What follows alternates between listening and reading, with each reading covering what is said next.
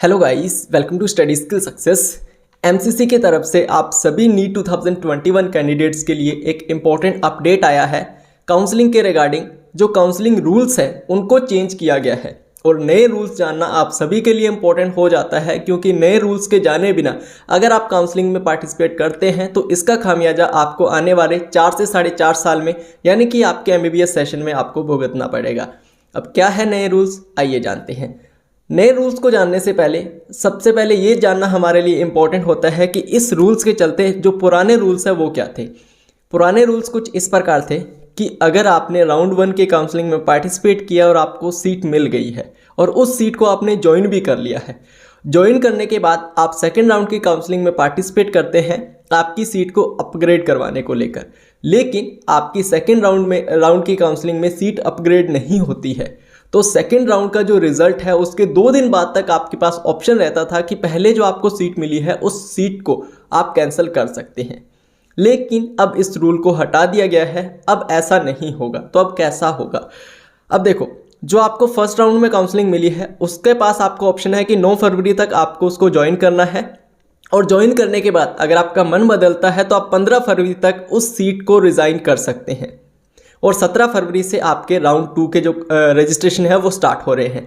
15 फरवरी तक आपने first round की जो सीट मिली है उससे रिज़ाइन नहीं किया है तो उसके बाद उस सीट पर सेकेंड राउंड की काउंसलिंग के रूल्स एंड रेगुलेशंस जो है वो लागू हो जाएंगे।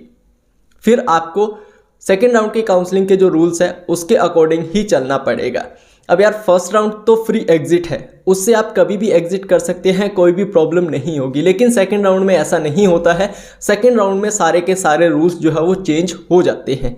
तो अगर आपको फर्स्ट राउंड में सीट मिली है और आप उसको ज्वाइन कर रहे हैं तो ज्वाइन करने से 2 से 3 बार पहले आप उसके बारे में सोचिए कि अगर मैंने इसको ज्वाइन कर लिया और सेकेंड राउंड में मेरी सीट अपग्रेड नहीं होगी तो मुझे इसी सीट पर जो है वो एमबीबीएस की काउंसलिंग करनी होगी।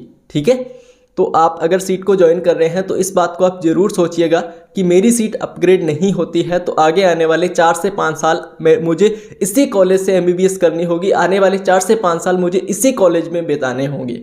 तो ये एक बड़ा रूल है जो कि एमसीसी ने चेंज किया है।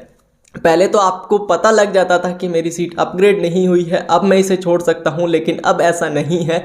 अब आपको पहले ही सीट को छोड़ना होगा, उसके बाद आपकी सेकंड राउंड की काउंसलिंग जो है वो स्टार्ट होगी। अगर आप नहीं छोड़ते हैं तो फिर सेकंड राउंड की काउंसलिंग के जो रूल्स है उसके अकॉर्डिंग आप अपनी जो तैयारी है, आप अपनी जो आगे की प्रोसेस है वो कर सकते हैं।